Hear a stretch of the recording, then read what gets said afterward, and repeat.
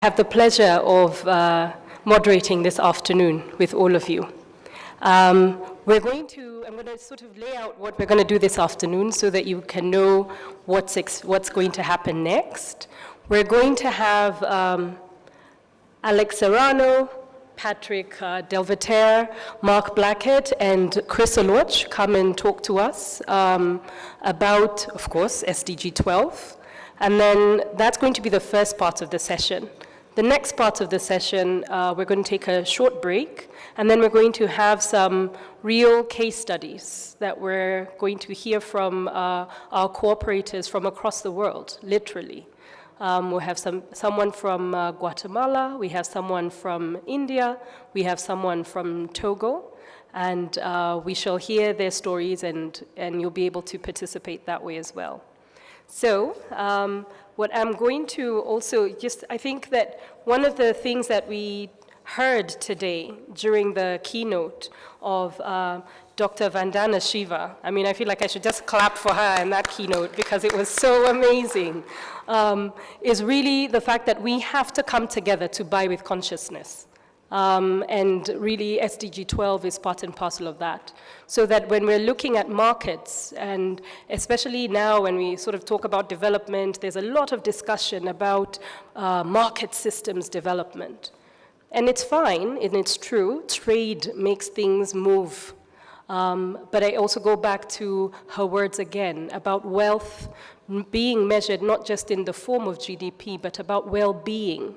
And it's tapping into that consciousness and that collaboration, whether that consciousness is in how we produce, how we treat the natural resources that we have, but also how we consume. Because it is those consumption signals that then indicate what ends up happening on the production end.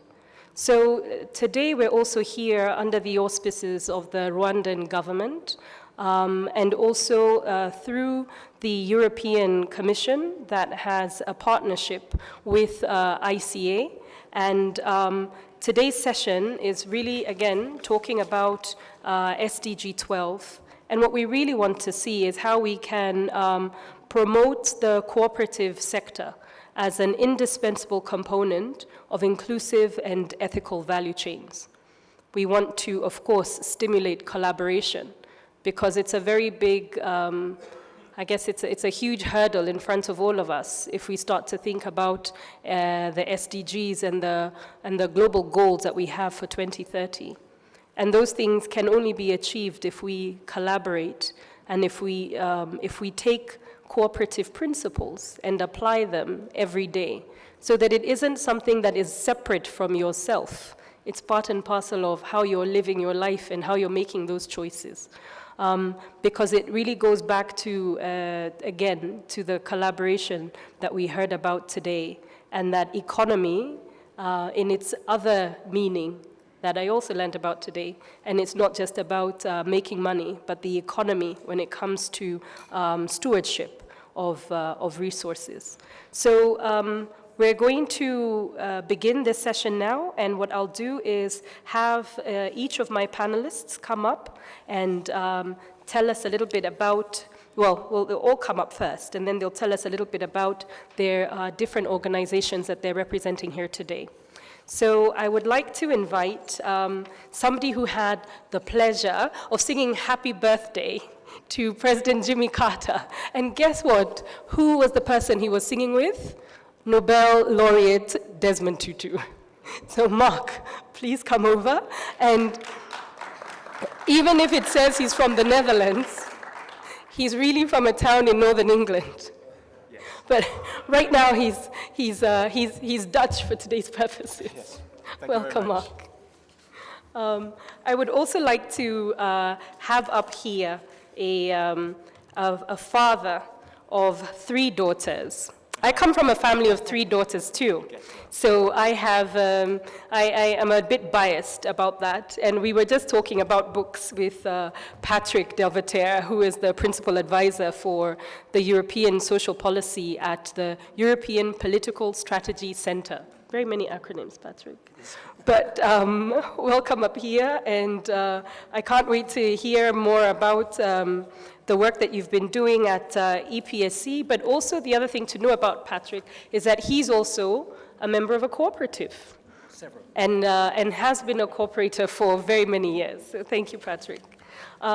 Next up, we're going to have Chris Oluoch, whom I've had the pleasure of working with. He is from Fairtrade Africa.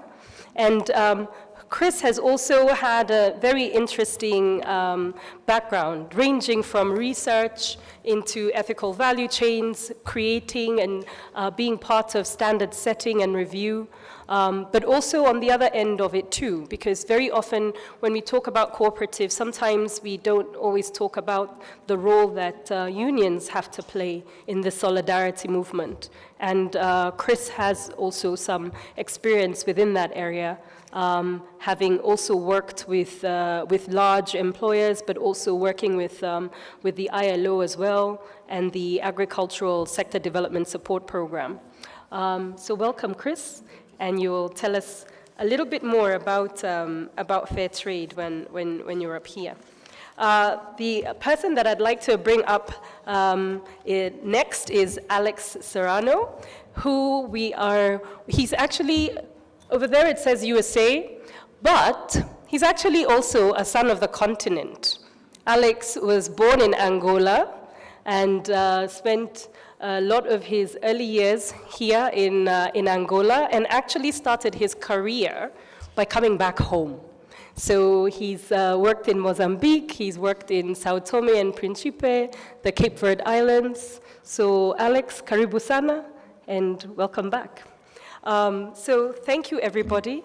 And what we'll do now is have each of you just give us a 5 to 6 minute, I don't want to call it a presentation because we don't necessarily have a PowerPoint or anything like that.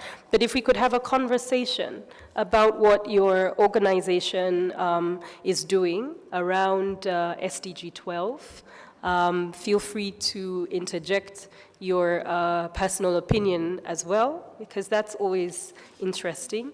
And then after that, we'll get into a few questions. So I'm going to go backwards, give Alex a chance to settle in, and have you go first. Thank you very much. Well, good afternoon, everybody. Thank you for being here. Just a word about our organization. So I come from the National Cooperative Business Association, so we're the main multi-purpose, multi-sector association in the United States. So we group different sectors, so everything from electricity to food, to housing, to financials.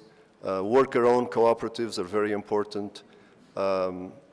So in that process, obviously, both production and consumption is very much in our DNA.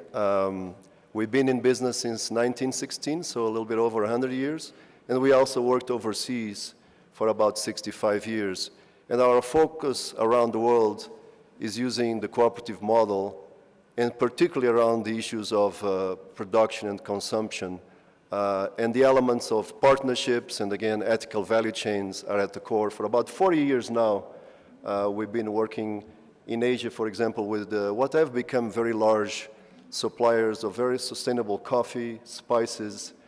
For example, in Indonesia and Timor in Southeast Asia, our client cooperatives are the main supplier of Arabica specialty coffee that goes into very high-end.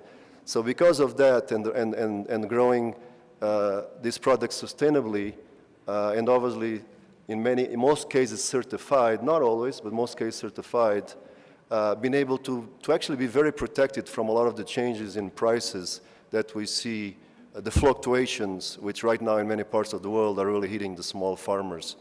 We also, again, in Africa, primarily our focus have been working with producers, but in some cases we also work very much at the local level, and that's investing in food systems, and particularly the elements of protective foods, nutritious foods, so that's not all just about, yes, it's making money, but it's all about also local food systems where producers are producing, but at a household level, they're also consuming foods that are helping the family and more nutrition, and then creating a food market in one region.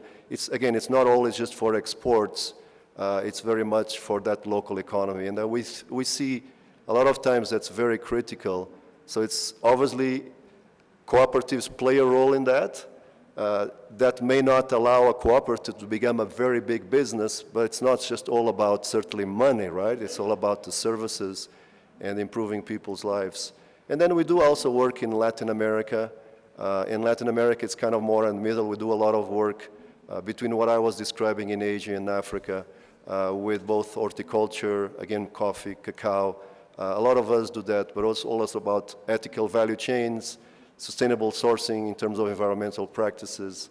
I'll stop there, and I thought maybe just one word. A couple of our members, as we have about 400 members, some of them, again, are apex organizations in their own sectors.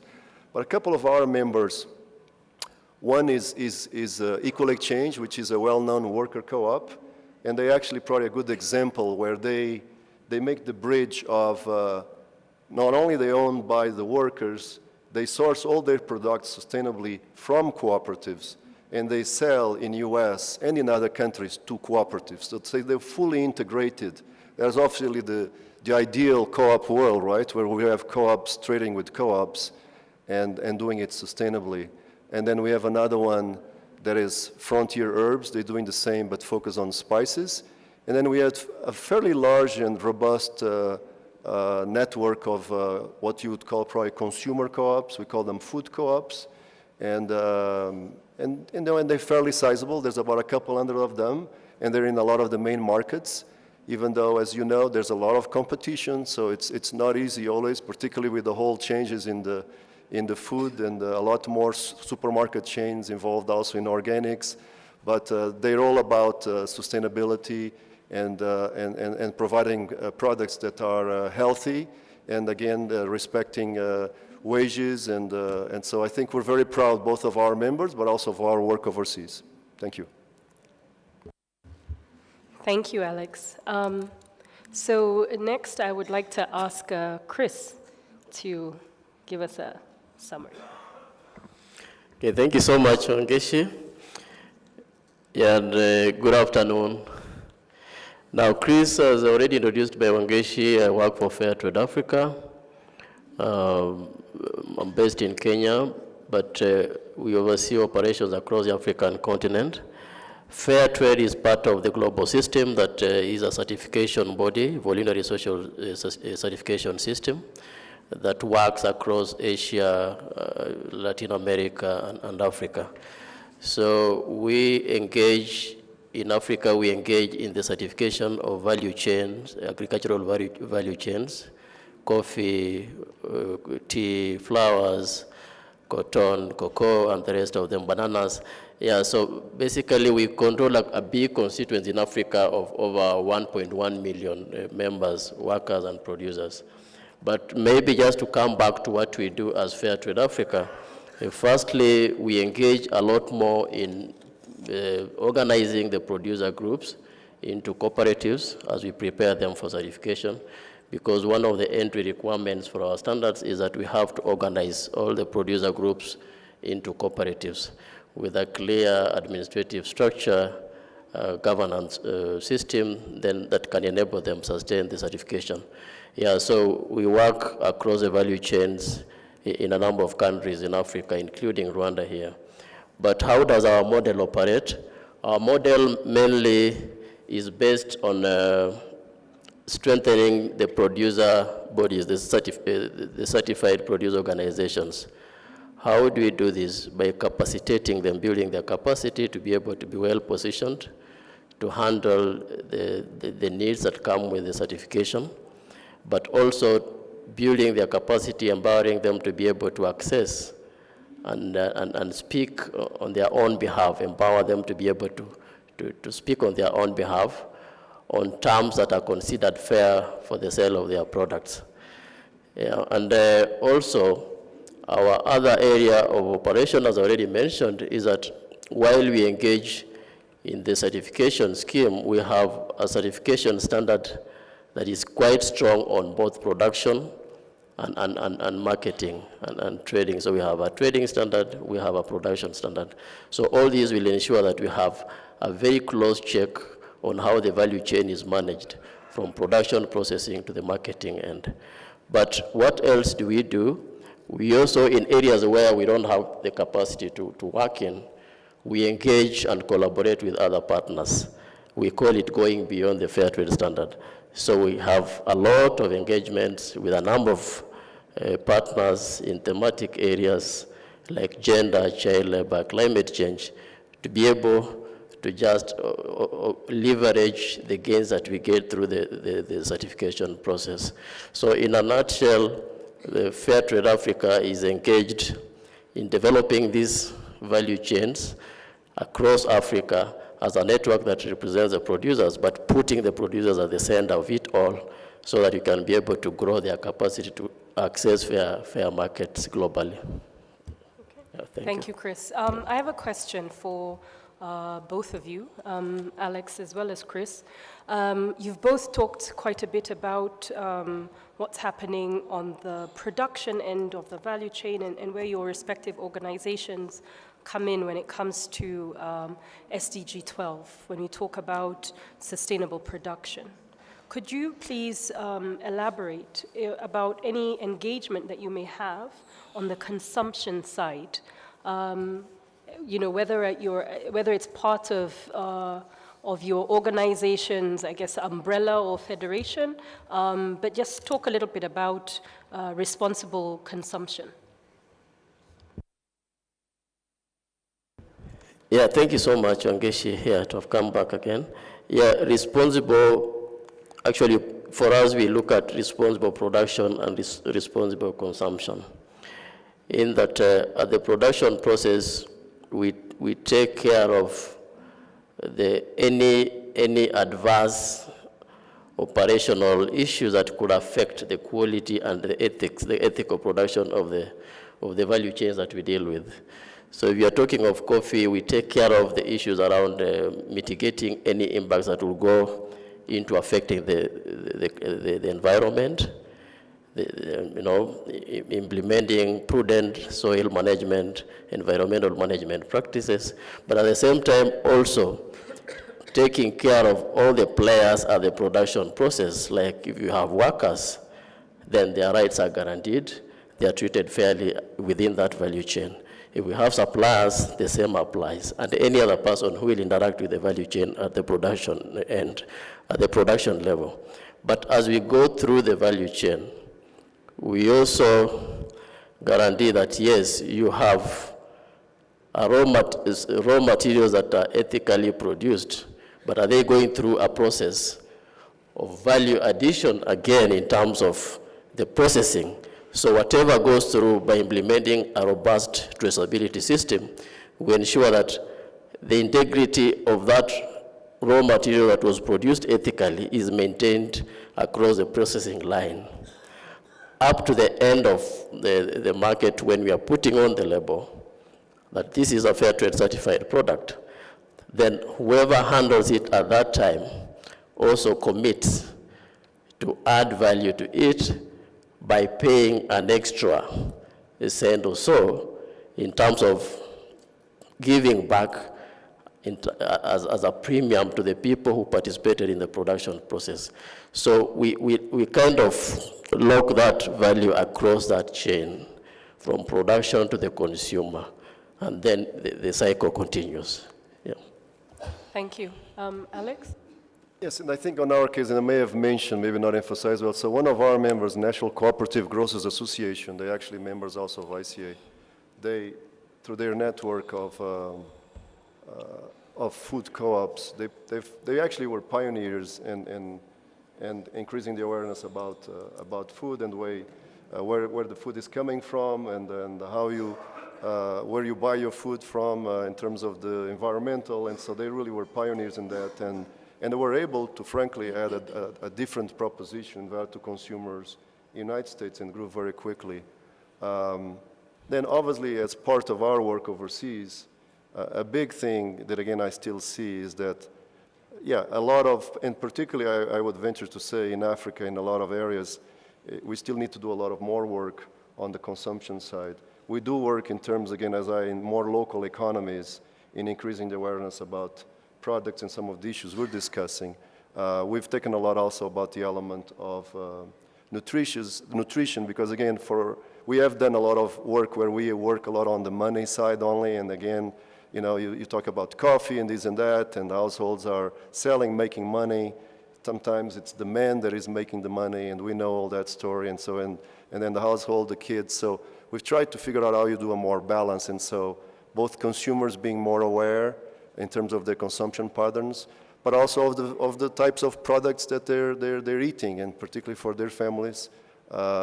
And again, we've done a lot more in rural areas than we've done in urban areas. We do recognize that urban areas, that's where the consumption, a lot of consumption is going. But yeah, we've done a fairly balanced approach, both in US and around the world. Thank you. So now we'll move to Mark. Tell us. Sure. Yeah, I don't just sing to ex-presidents. I'm the network director for the Agribusiness Market Ecosystem Alliance, Amaya. It has 26 members. It's only 3.5 years old, so that's a reasonable achievement in our view. NCBA actually is one of the founding members. So of the 26 members, we have many organizations that are similar to NCBA, so like US-based, also European-based, but increasingly we have a lot more sort of African-based members as we grow through local networks in Ethiopia, Kenya, Uganda, and Ivory Coast. Through those 26 members, I mean, Alex has already explained the reach of NCBA CLUSA, so you can imagine the reach of 26 organizations that are similar to that. So we haven't added them up with you know, absolute accuracy, but clearly it's millions of farmers and thousands, maybe hundreds of thousands of cooperatives that we reach. The idea behind Amaya is that the system that supports farmer organizations, cooperatives, to professionalize, to be professional sort of trading partners in a value chain, the system that supports that is not working. And we have some isolated successes in projects, and we will see some successes in the next session, for sure. And it's great that they're there. But the system hasn't really changed. If you go into many countries these days, you know, you'll find it very difficult to find a trainer or coach that you can really trust to help that farmer organization or cooperative to develop. You'll find that they are located in cities. You'll find that they cost hundreds of dollars per day, which a farmer organization or cooperative cannot pay for. You'll find they're using a variety of curricular tools, approaches, and so it's very difficult to evaluate the quality of service that they're providing. And quite often, we're as actors within Amaya, disappointed with the quality of what is provided, but the farmer organizations and cooperatives are, let's say, more disappointed. Yeah. So I think that's what we're working on. And we've got something called the Amaya framework, which basically it's a adaptable framework, so we're not doing a blueprint top-down approach. We're saying that in each country the context is different, but the framework of how you build services for farmer organizations is the same. So first of all, you need a common language, and we've worked for over a year through a consultation across the world, so across all continents, had 221 participants, 51 countries, to develop something called the International Workshop Agreement, number 29. It's on the International Standards Organization's website. It establishes a common language of what we mean by professionalization of farmer organizations. And we can start to talk to each other about how to achieve something if we have a common language. So it's a foundational piece.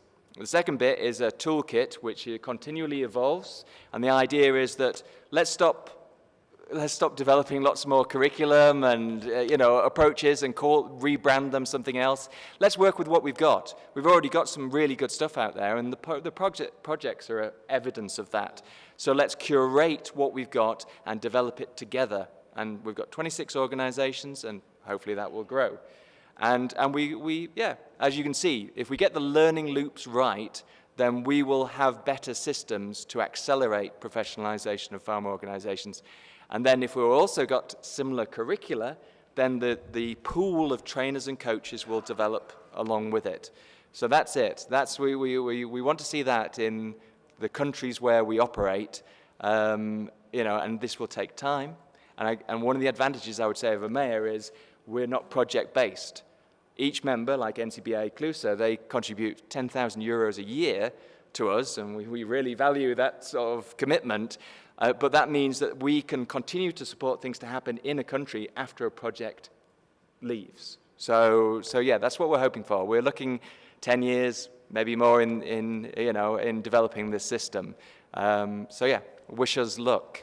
That's what I would say. Thank you, Mark. So Patrick, tell us a little bit more about the EPSC. Well, thank you very much. Good afternoon, everybody. The EPSC is the in-house think tank of the European Commission.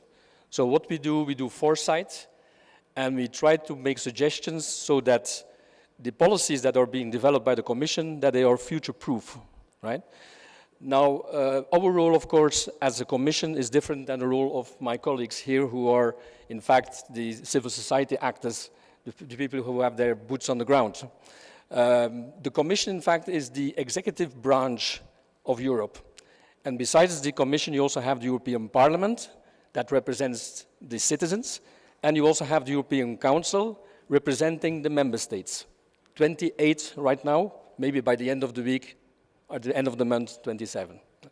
Now, what ethical and inclusive value chains are concerned, you have to know that President Juncker, who is my boss, who is the President of the Commission, he already advanced a lot of things with, for example, the European Pillar of Social Rights, which has become a compass for all policies that we are developing. Also for the policies we develop with other countries, with third countries, African countries, Asian countries, United States, etc. We also moved quite ahead on the Sustainable Development Goals, and we developed an action plan for Europe to achieve those development goals faster. Now, Mr. Juncker's term is ending now, and we will have a new commission. That means we will also have a new president. And the lady that will head the European Commission now is Mrs. Ursula von der Leyen. And she already presented her political guidelines, which in fact is a kind of her orientations. And in her orientations, she's saying that she does not want to have any tolerance. She wants to have zero tolerance for child labor. And she wants us to move much faster in achieving the Sustainable Development Goals, both at home, in Europe, but also elsewhere, in partnering with multilateral organizations and with third countries. She wants to realize that much faster. Now, we have already quite a bit on ethical and inclusive value change. We have horizontal and we have sectoral instruments. What the sectoral instruments are concerned, I think everybody knows what is happening with the conflict diamonds. Right? It was a major issue in the 1980s, and finally we set up this Kimberley process. And through the Kimberley process, and we participate quite a bit in that, we were even the chairing the Kimberley process in 2018, and developed a lot of contacts with civil society on that, by the way. Through the Kimberley process, you can be sure that if a diamond has a certificate, that you know that it doesn't come from a conflict area. We will do the same by 2020 on conflict minerals.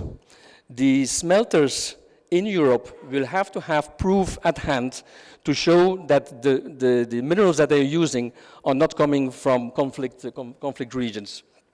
We do similar things on forestry, where we also work a lot with the private sector, and we also engage quite a bit with the trade unions and the employers' organizations to develop for the garment sector, for the foodwear sector, textile sector, and so on, to develop tools so that they can look at the processes of production. So that is the kind of sectoral measures that we have. But we also have a huge range of horizontal measures. For example, we have what we call a directive, which is in fact a kind of a European law on non-financial reporting.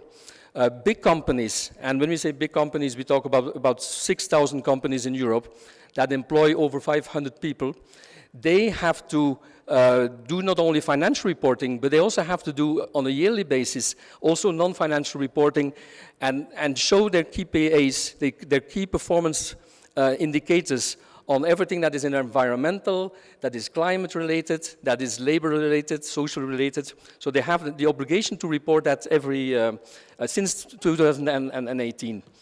And then finally, maybe, I also have to mention the trade arrangements that we have. So we have free trade agreements. We just signed a free trade agreement with Vietnam, for example, with Japan.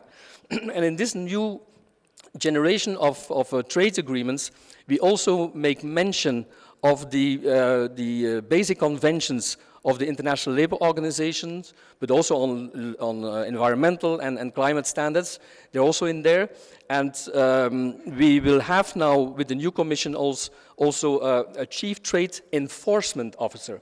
Because one thing is to write on paper that both parties agree that they will respect the International Labour Conventions, that they will respect the environmental conventions and the climate conventions. The other thing, of course, is also to do it. So, and this is why we will have now this Chief Trade Enforcement Officer. I will stop here. Thank you. I'm very curious to hear a bit more about the Chief Trade Enforcement Officer. He's this person who gets to carry the big, we call a club in Kiswahili rungu. Who's the one who gets to carry the big rungu and clobber you over the head when you don't follow the rules? But yeah, if you could tell us a bit more when that's supposed to be implemented, I'd be very curious to hear more. But a question to you, Mark. You've talked about how Amaya is, has come together with this idea of being able to replicate, these smaller wins and have that happening over and over again in a systematic and actually a standardized manner. Could you tell us a little bit more about how you envision the operationalization of this ecosystem? How you envision that? Say you're 3.5 years old right now. How do you see that playing out, let's say, in the next 5 years? And then going back to the question of sustainable production and consumption, if you could just talk a little bit about how those dovetail together. Simple question. Yeah. Okay. Now, as I said before, we're not promoting a blueprint approach. Each country is different. The context is different. The opportunities for changing the system are different. So, yes, it's about sort of our members who operate in those countries to work with the framework that we've provided. And first, I would say on the common language, the International Workshop Agreement, work with the National Bureau of Standards, work with the Ministry of Trade, Ministry of Agriculture, to see whether they feel that it's beneficial to them to adopt that International Workshop Agreement. We're already seeing quite a lot of progress on that, particularly in Kenya, Ivory Coast, and Uganda. Ethiopia will come. But, and we've already seen strangely enough, Sierra Leone has already adopted it. So it's not necessarily that it's going to have to go through local networks, which is one of the ways in which we come together to actually move these things forward. So that's the first bit, the common language. On the tools break down into sort of assessment tools, training tools, coaching tools.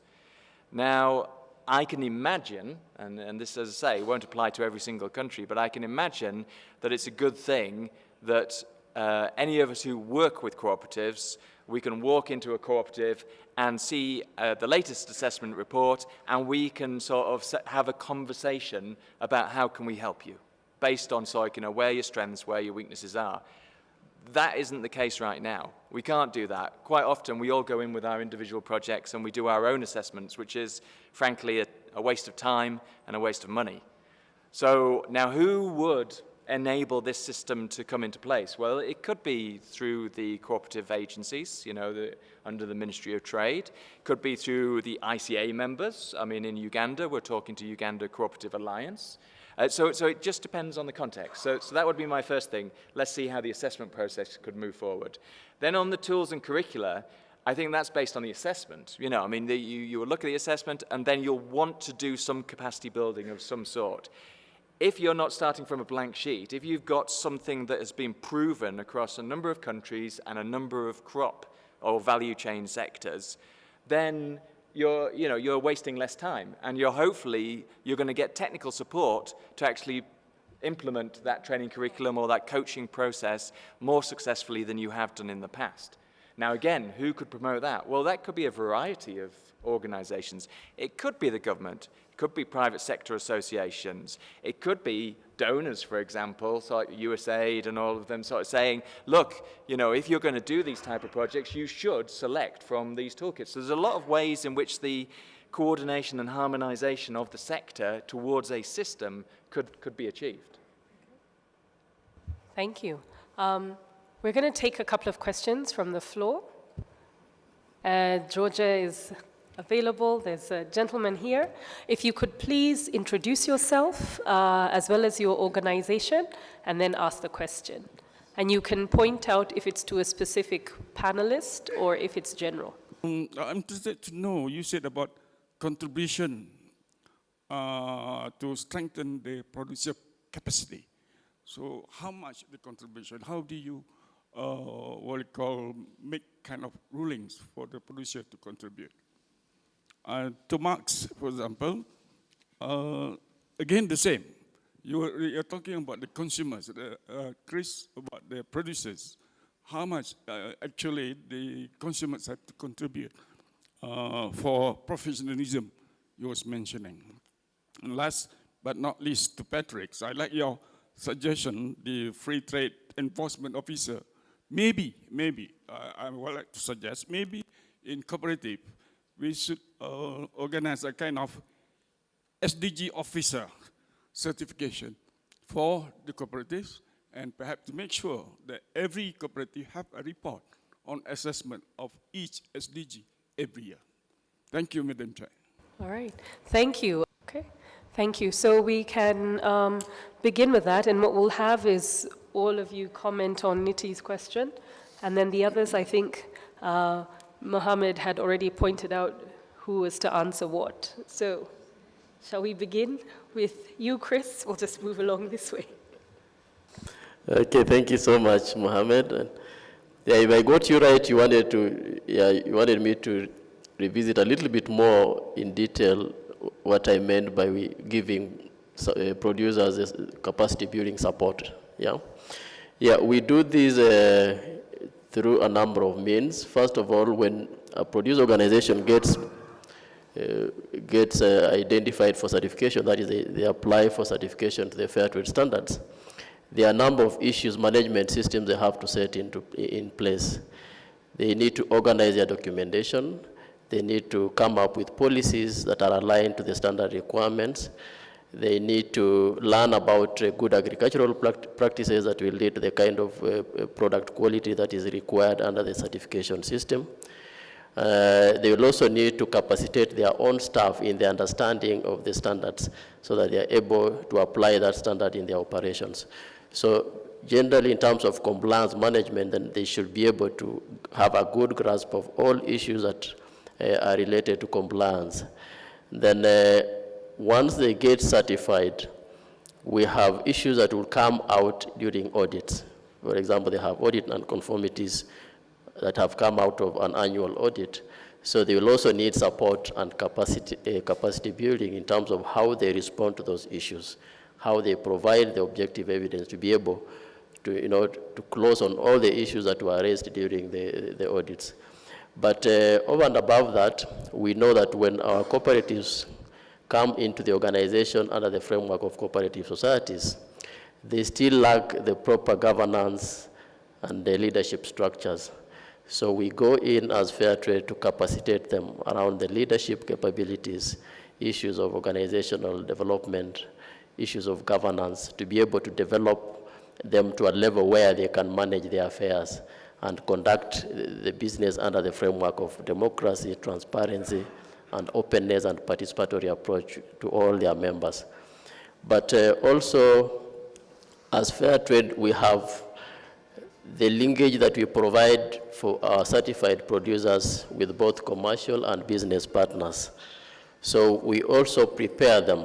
We do some mock preparations on how they can engage with commercial partners, how they can engage with business partners, especially around the issue of negotiating contracts. They don't have that capability and capacity.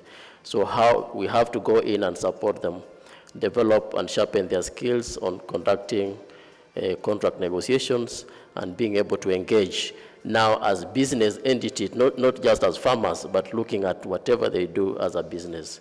So doing farming as business. But of course, also we have other issues that will come in, like value addition on their products that will come in at a later stage, and also, increasing their visibility, being able to access the global arena with their products and all that. So we still do a lot of capacity building all along the process of certification. Thank you so much. Did you want to go ahead and address Niti's question? The second question that was asked about your about experience with trying to get farmers away from doing things the way they've always done them. In this case, it was to do with pesticide use. Is there some way of addressing that or addressing behavioral change with producers? Yeah, thank you. It's a tricky one, yeah. Yeah, I know when we get into certification, we still have the normal way we've been doing things. We are used to it, that is what we have been doing, and we'll always look at it as the right way to do things.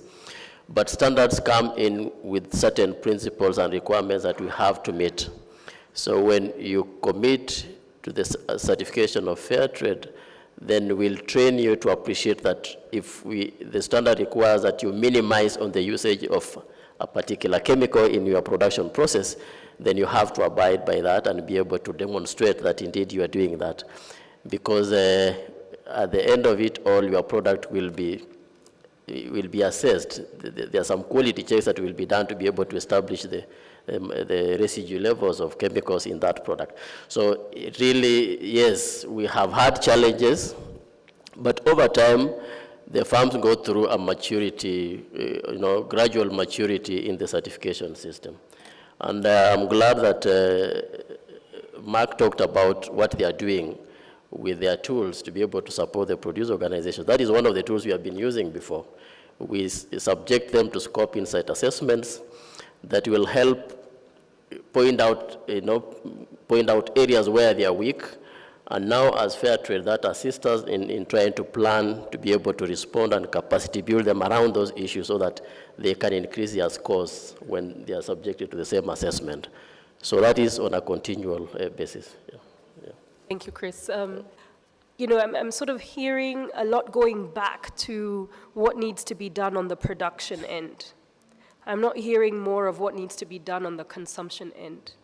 Because I think Mark mentioned the fact that the market is the one that signals, yeah, where you have these incentives.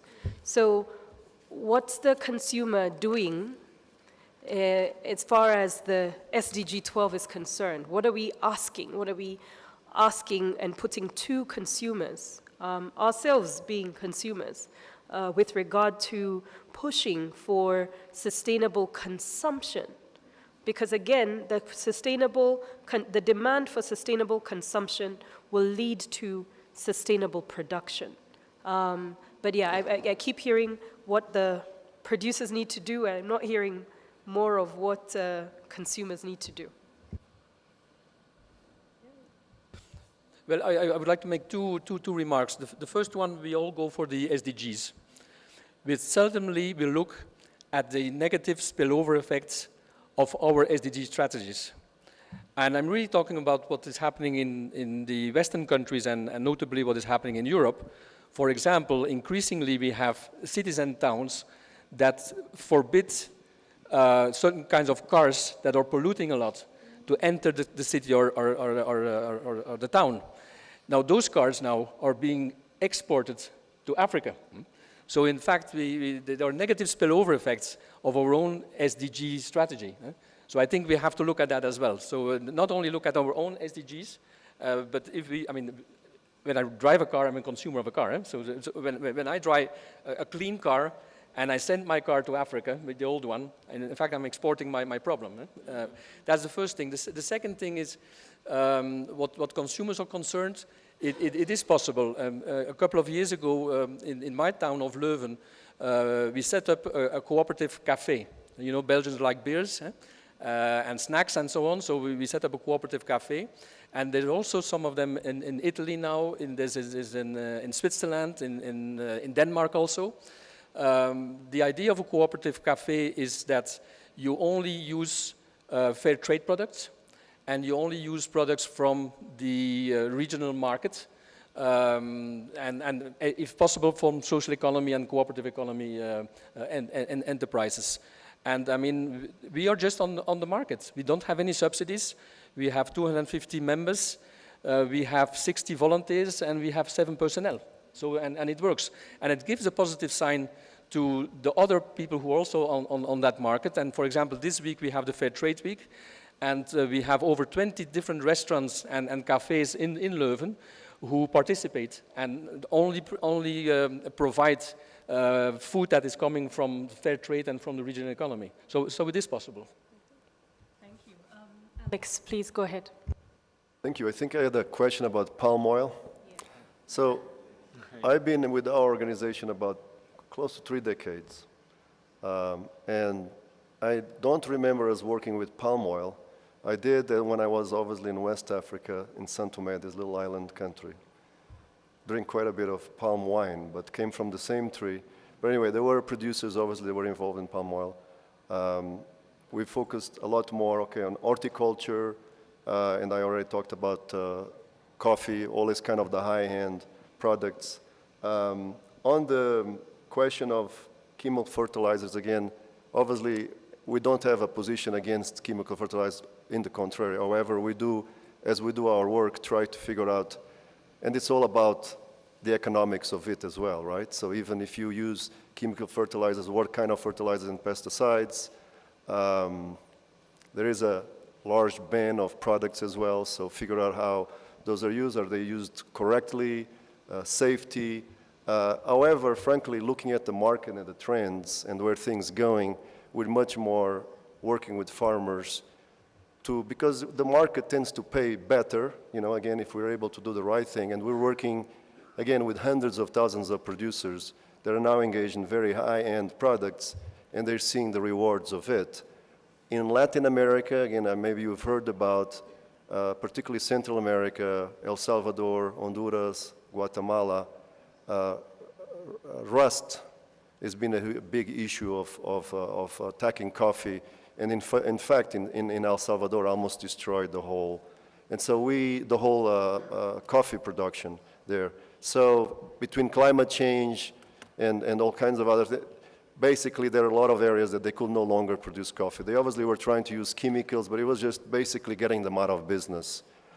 So we have invested quite a bit in using low-cost systems that include a lot of organic type, where farmers themselves learn. And again, there's a whole process. It's almost like a little production factory in their own farm.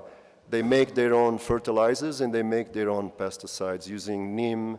So there's actually a way of doing this and scaling it up. So we're now doing a fairly large scale, about 7,500 farmers, and trying to see how we can do it in those 3 countries. But again, it was the economics of it. So the prices were not the best in that case because the producers were not all certified and all that, and they just couldn't make the numbers work. So by reducing their costs, they're now, at least on the cost side, having a bit of a bigger margin. They're able to make a bit more money, which in turn they are investing back in their farms. So another thing, particularly in Africa, that we've done very effectively, again, it's on the production side, it's been around conservation agriculture, which a lot of you have heard, and it's a lot more precision, timeless of planting, kind of a low-till approach. It's a much lower cost system, still uses at times chemical fertilizer, organic fertilizer, but with a lot lower costs and better returns. and I think able to deal a lot better with climate issues and droughts. Thank you. Thank you. So now we're going to go into our into some of the questions that that we had discussed earlier, and I'm going to start with you, Chris. And the question is really about the fact that both the fair trade movement, similar to the cooperative model, is really about having a business model that puts people at its core. And as we heard earlier today, and as cooperators, we believe that we can achieve both sustainable as well as inclusive growth. But what needs to be done in terms of an enabling environment in order to further partnerships that will, whether these partnerships are at a national level, whether they're at a regional or an international level? What do we need to do in order to have partnerships to grow this solidarity movement that puts people before profit? Yeah, thanks so much, Wangeshi. Yeah, I think as I already mentioned, we need to kind of position the cooperatives properly. When you look at the cooperative society members, the small producer organizations, and like the certified groups that we have a lot of structural and internal control systems and management challenges. So the first thing, a point of entry would be to properly position them through the capacity building that I talked about and the training and be able to support them to be properly positioned, to undertake any partnership engagement at that level and beyond, be it locally, regionally, and nationally. But the other thing that we've seen, if you look at like across the continent, and this has already been alluded to by my colleague here, is that we have a flurry, so many of these ethical certification schemes. So now trying to look at it critically on how we can be able to enable harmonization across the certification schemes in a way that if you are talking, like for example, we are talking into the discussions we've been having over time on how we grow the South-to-South trade, then are we going into the South-to-South trade with all these certification schemes? And are they still relevant for the context within which we operate? So we need to start discussing seriously on how we can harmonize the requirements. And already there's some work that is going into this. The AU is already supporting a program through also the African Regional Standardization Organization. We as Fairtrade are already working in partnership with ARSO to be able to see whether we can have a standard that is recognized across the African continent and beyond. But the other thing also that we need to look into seriously is how we lock the value of the value chains that we deal with. You see, like if you look at an example of coffee, for example, you find so many players in between this value chain. So at what point do we start shortening this value chain to be able to have more, have the producers themselves have a bigger say in the process of how this value chain is managed from production, processing, and to the marketing side of it, so that we start returning that center of control to the producer. In terms of production, they are able to be capacitated through maybe financial support, if that will help them, but now targeted financial support at a specific level of the value chain. So we have to identify which part of the value chain do we need to inject in financing to be able to support them, so that they can, the producers and the farmers can now start having control over the entire value chain, so that they lock the value for themselves. But of course also, we've not been very good in communicating and sharing the learnings even across the continent. So there's so much information that still sits within specific countries, specific regions, on the market opportunities that are there, the business opportunities that are in those specific countries. So we also need to see how we can start enabling that movement and communication, movement of information and people and then communication to be able to facilitate the process of opening up the markets. And of course, a myriad other non-tariff trade barriers that we have been talking about in a number of forums.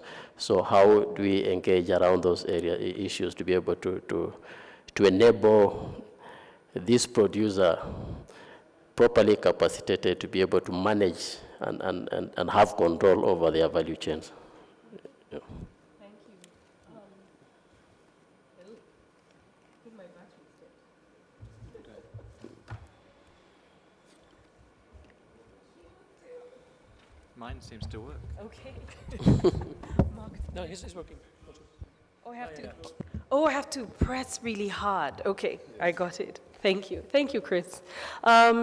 Your answer really segues really well into asking Mark next, but I'm going to skip over though, and ask Alex to tell us a little bit more to answer the next question.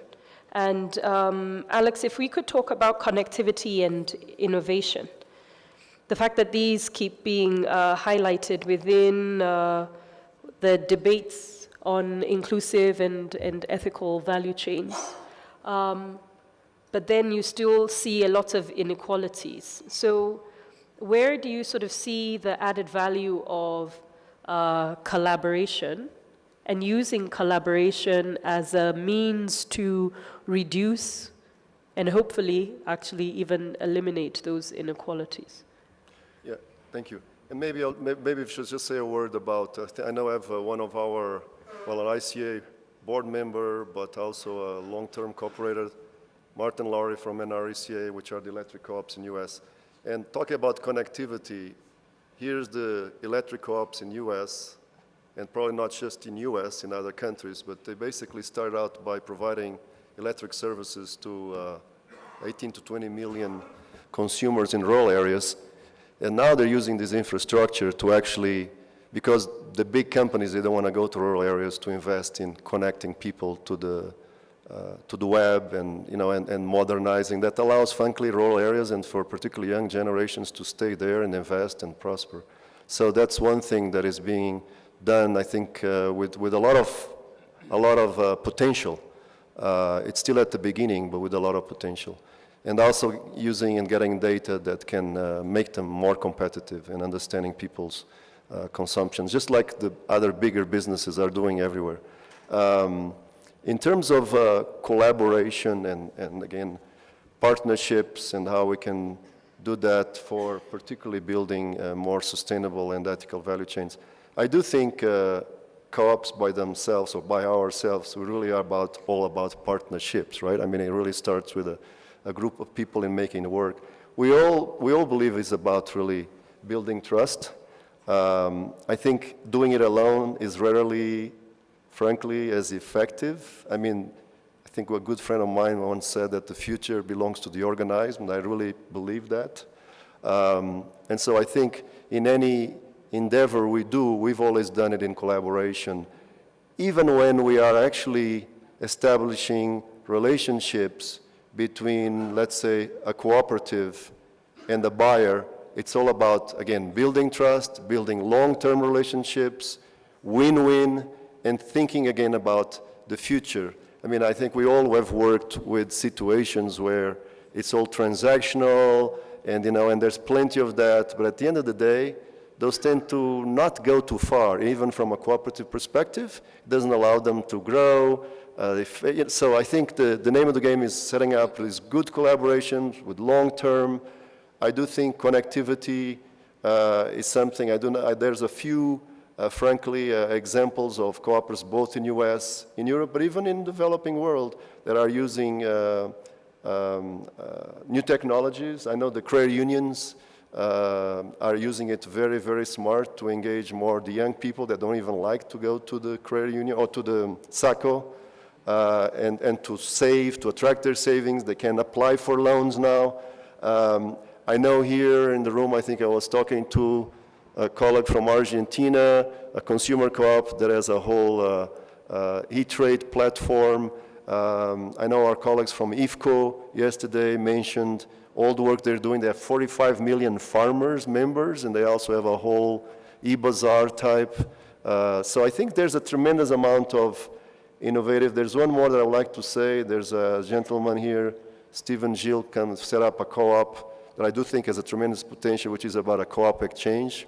It's still in the very early stages of thinking the model, but I could envision if this co-op exchange could start. Think about, you know, there's E-Trade and there's Meriwether on Wall Street where you go in there, you can pick the business, you know the information, and you invest in that business. In general, it's about just financial return. Think about a co-op exchange where you could connect many co-ops around the world, and we could invest, we would invest without the voting, but imagine a platform, because one of the big challenges we have is how do we attract more capital and financing to cooperatives, particularly in the ag sector, but even other ventures.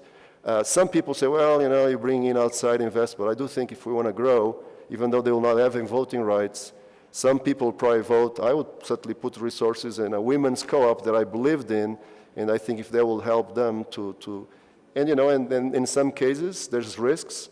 But again, those are the type of innovations that I think are starting to happen in our own cooperative world that we do have to pursue.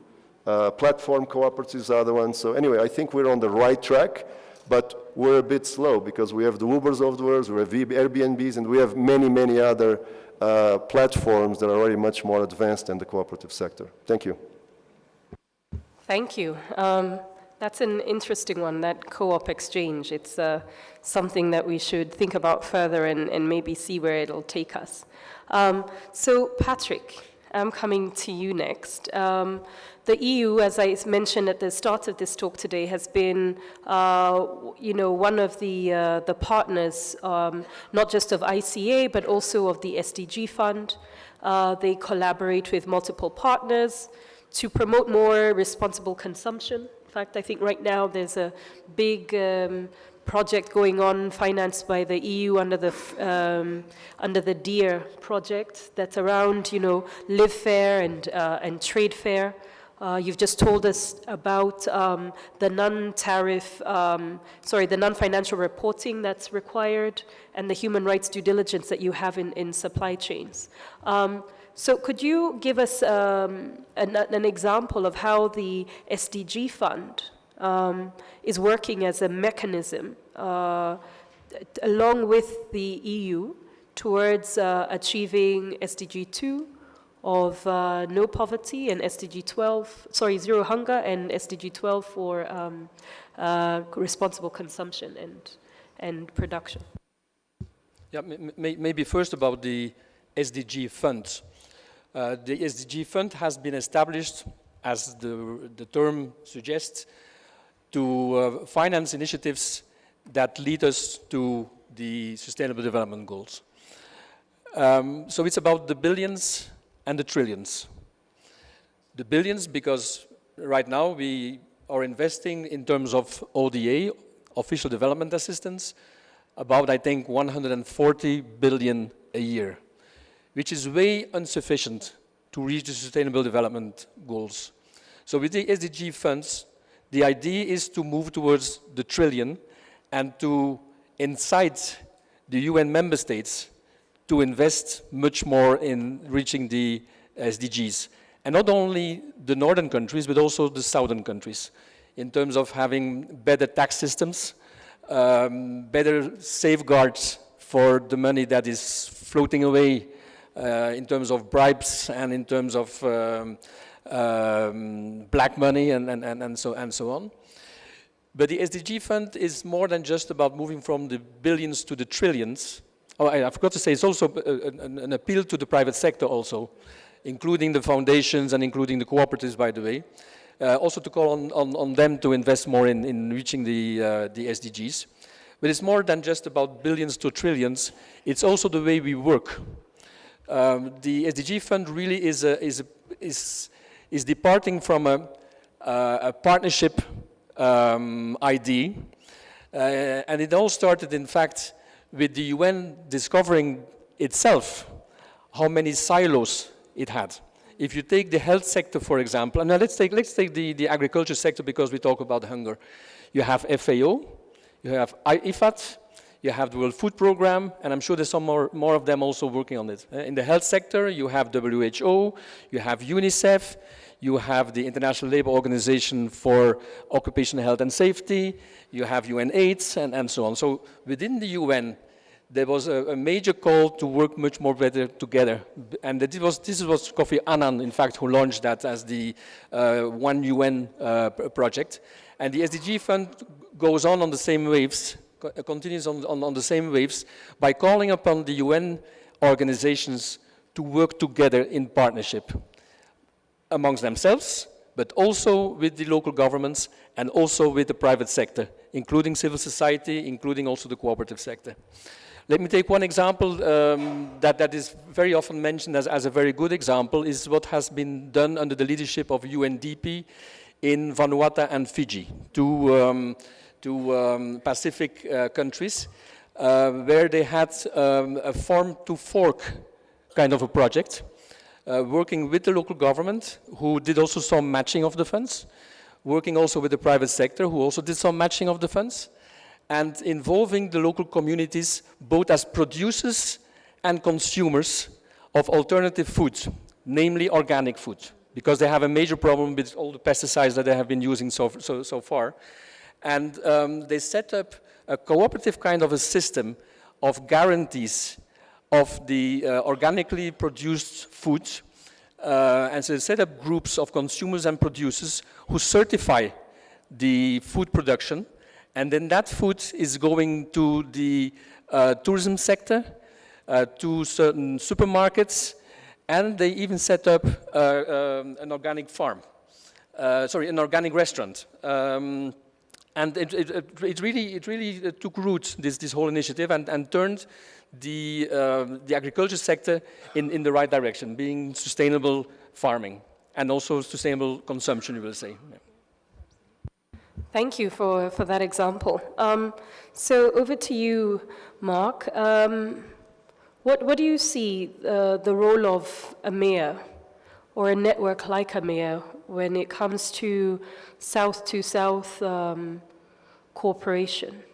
And is there any sort of partnership in place that's already in existence, or that you envision for Amaya?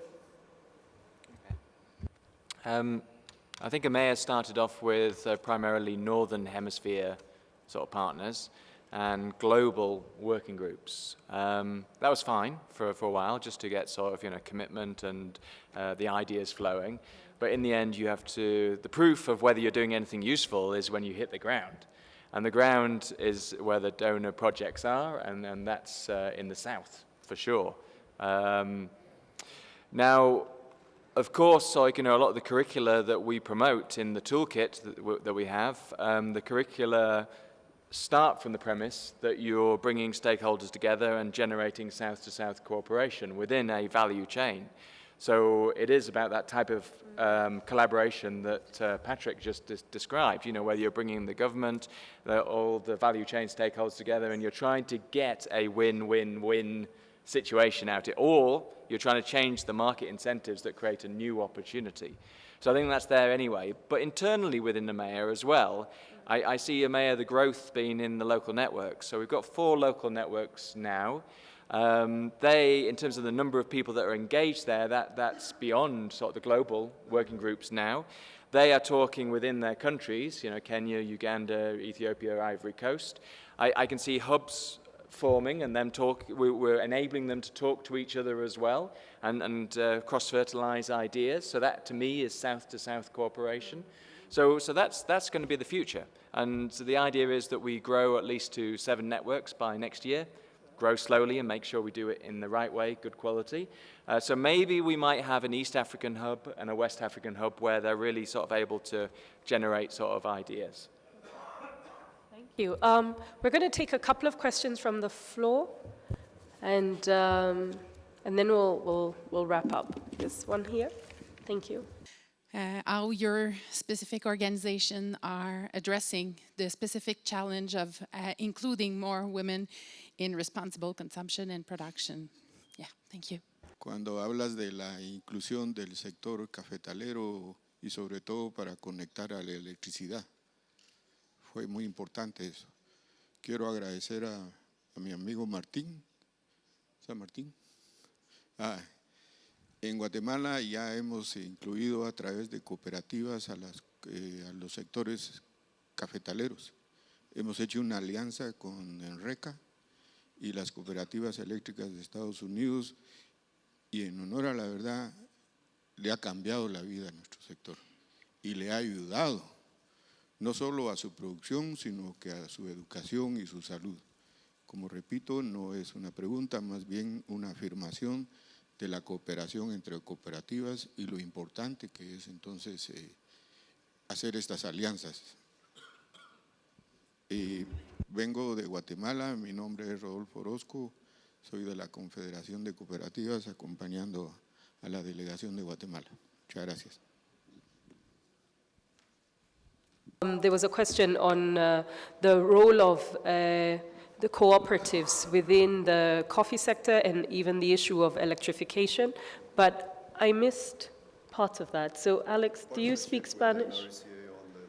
Okay, so do you want to ask the question again?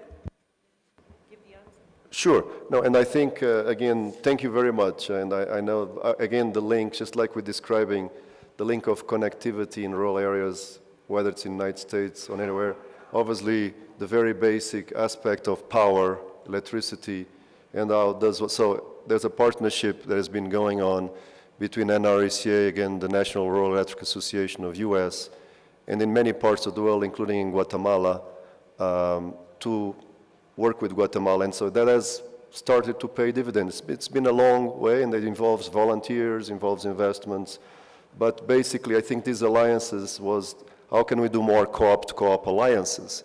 And again, I think we do have, the market is tremendous, but it is true that we're just probably doing, I don't think we have the numbers, but I would venture to say we're doing maybe 5%, if not less, and I think that will be the future. Just to give you an example, I was in Mexico, I think we were in Mexico about a month ago or so, and speaking with some of the financial co-ops, big co-ops, and they told me, again, because of the enabling environment, most of their resources are in banks, right? So they're sitting in banks, and because of the enabling environment, they're not even able to lend to other co-ops.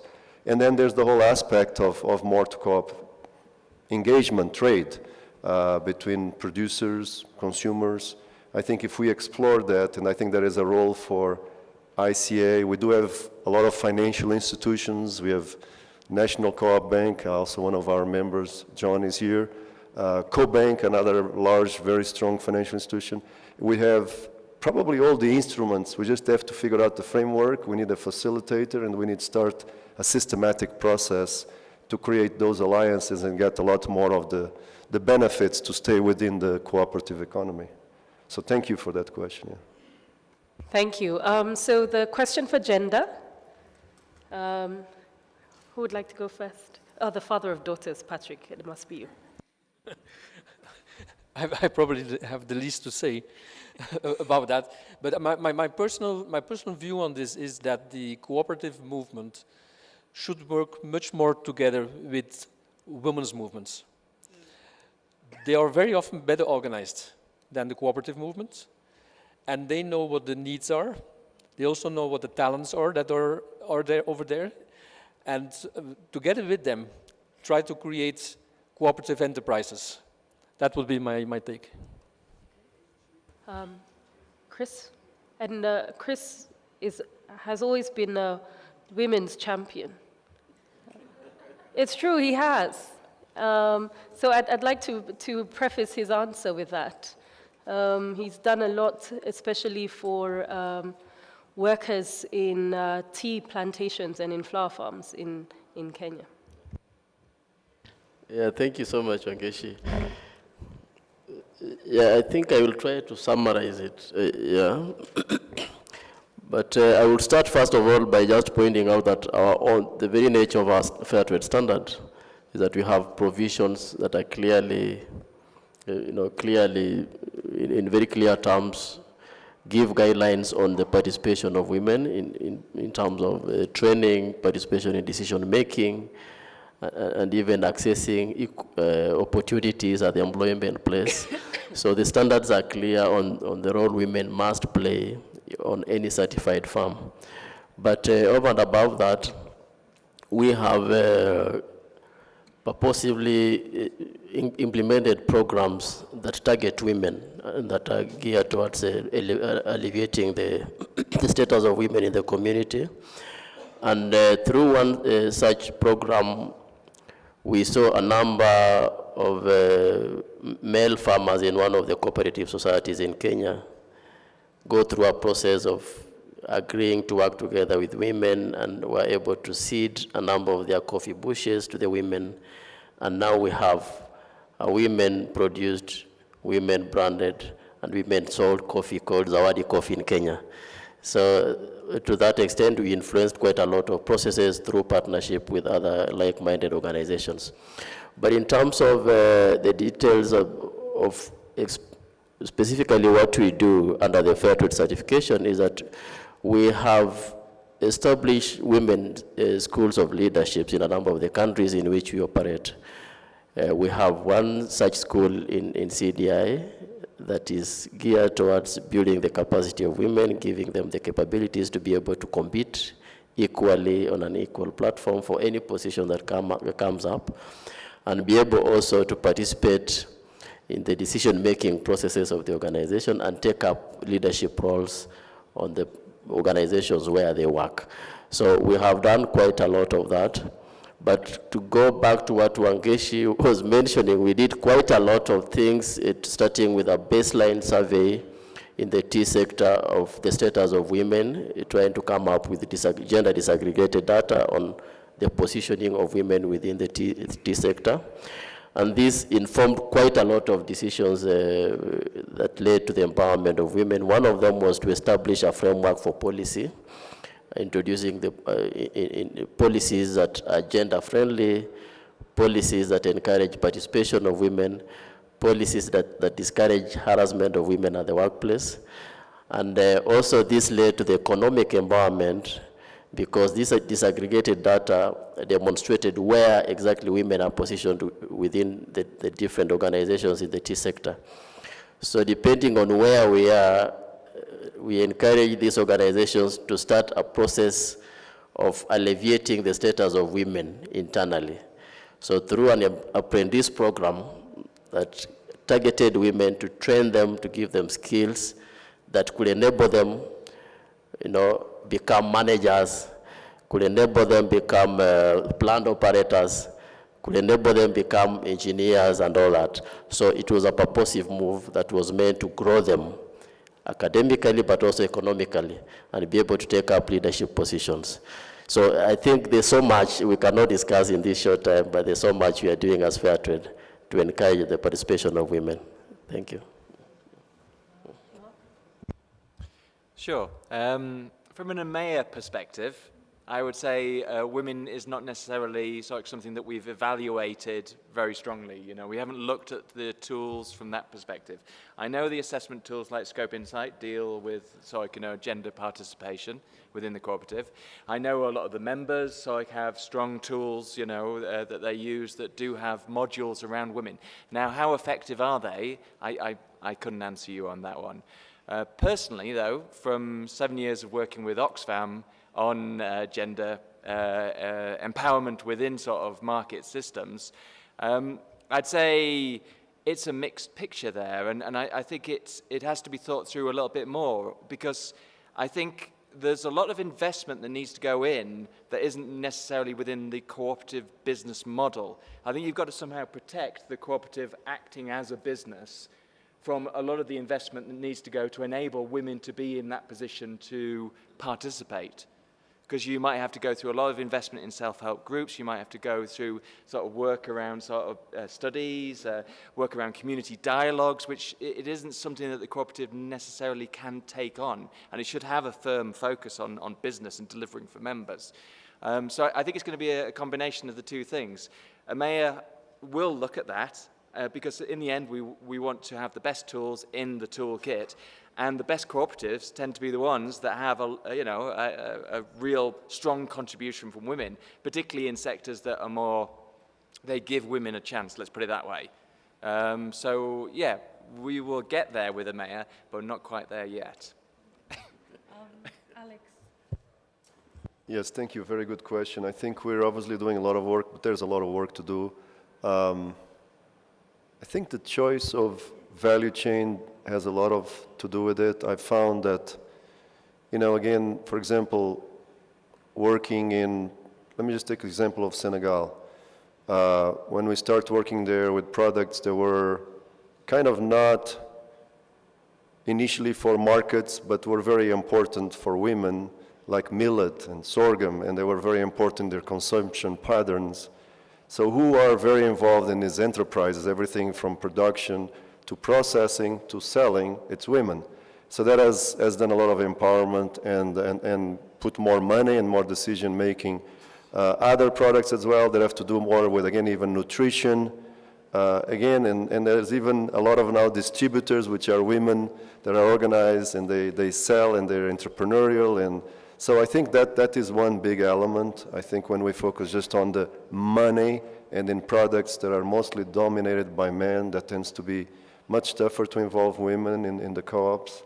I do believe there's still some big things, like for example, in many places land tenure is still tough. There's still, even though technically the law and all that, but then you have the more traditional, and women cannot even access land. It starts also with young people, particularly youth, young girls, young boys, how you bring that along. Okay, obviously education is a big one, but even just, and again, I know that takes a long time, and in some traditional societies that's very tough to change, but equal opportunity for both boys and girls, particularly literacy, which is a very basic thing. If you're not literate, it's tough to get to the next level. So I do think we're doing a lot of these things, but it's still frankly small. I would say a lot of the co-ops that we work with, particularly on these bigger businesses that are very successful, I think their women participation, certainly the workers of this agro-processing are a lot of young women and doing a good job. But I would say on the leadership, I would say probably 80% are still men.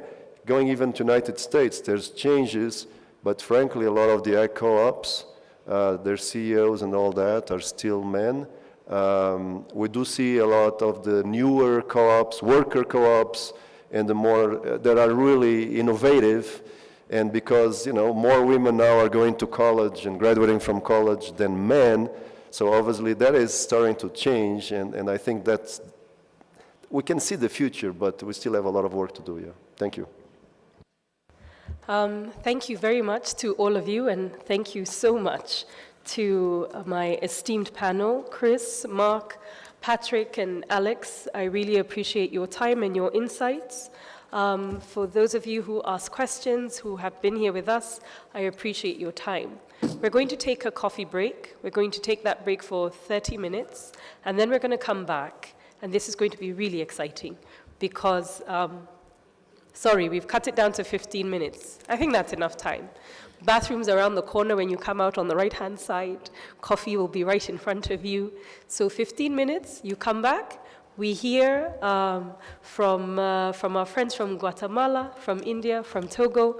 We're not going to even sit up here.